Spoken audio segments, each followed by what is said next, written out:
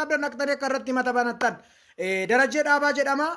Dubaay kan jiraachaa turedha. Haa ta'uyyuu malee ijoollee biyya Dubaay hin geessa jedhee maallaqa hedduu ijoollee irraa guuraa kan ture qaama seeraatiin to'annoo jala oolee jira jechuudha. Haa ta'uyyuu malee namoonni himachuu barbaadan akka himata irratti bantan.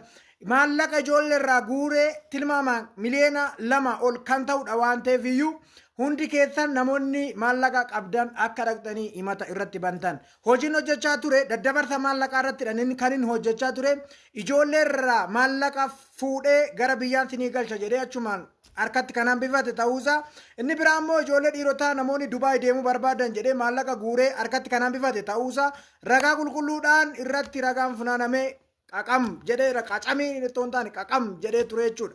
Kanaafiyyuu namni kun osoonni biyya galee biyya keessa socho'aa jiru gara biyyaati immoo achi deebuuf otoo haala mijeeffachaa jiru qaamolee nageenyaatiin qabamee jira jechuudha.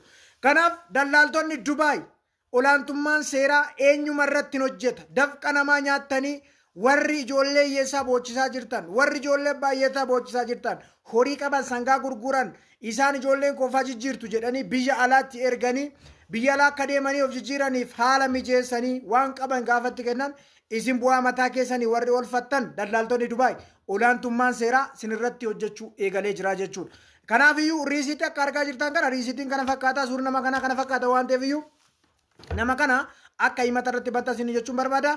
Akkuma Itoophiyaa dhufeen hordoffiin eegalamee akka hordofamu baruusaa gaafa baru miliqee deemuudhaaf osoo inni socho'aa jiru qaamolee nageenyaatiin qabamee to'annoo seeraa jala oolee waan jiruuf hundi keessan akka dhaqxanii himata irratti bantan. Warri kaanis daldaaltonni Dubaay biyya Itoophiyaa qofatti seerri hojjeta hin se'in.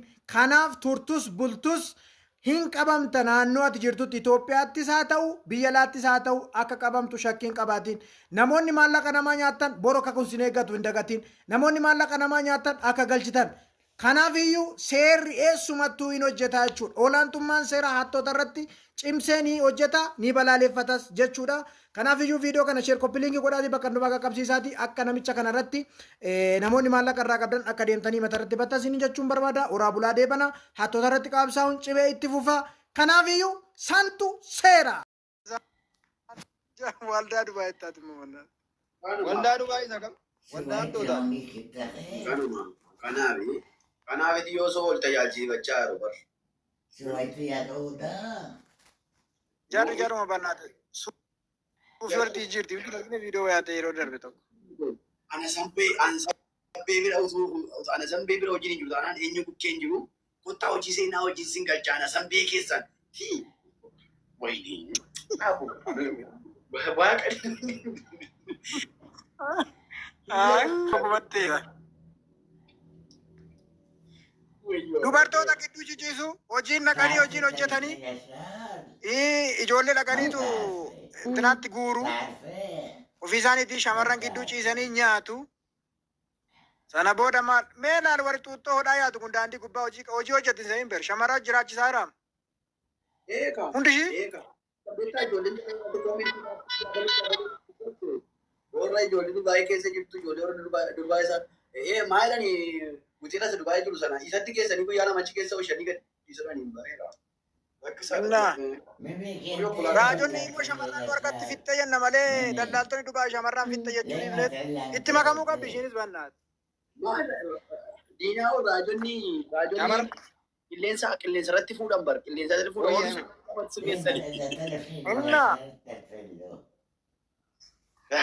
Shamarran hiriyoota isaanii keessaa shamarran lama jechuudhaan diinaa ol.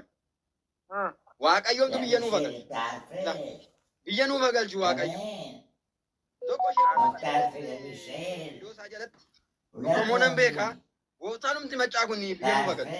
Dafqa obboleessi keessan immoo isa wajjin dhalatte osoo hin taane Oromoodha. Oromoon obboleessadha waan ta'eef iyyuu haadhoo keenyadha.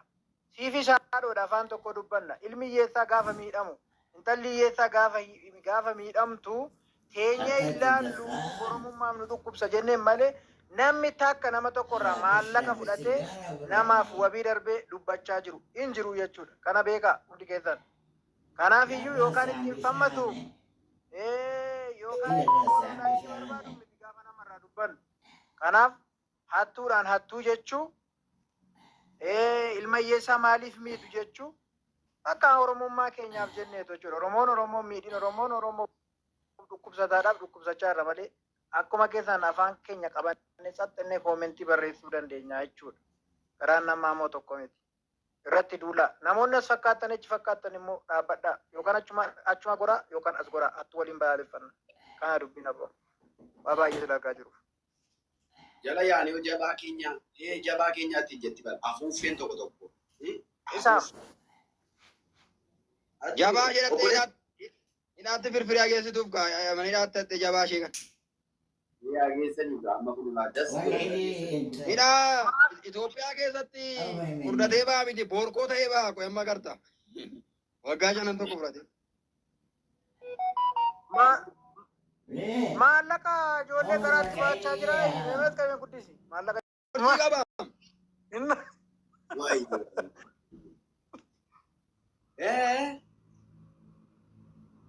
Maal ta'e dhale. Dhale kaataa'ee nyaata. Mogoleen immoo maa isheen qalloo dhawu. Seeruma borciiti kaa. Miilli jalatti qottabbatti. Oli gadi bu'u keessaan gadi bu'aree ola fe'u. Kanatti qallatame. Qaacaan ta'eera tokko. Waaqayyo galata kee. Miliyoona tokko nyaata. Miliyoona tokko nyaatame bu'aa ture. Dhaggeeffadhaa. Diinaa ol hace.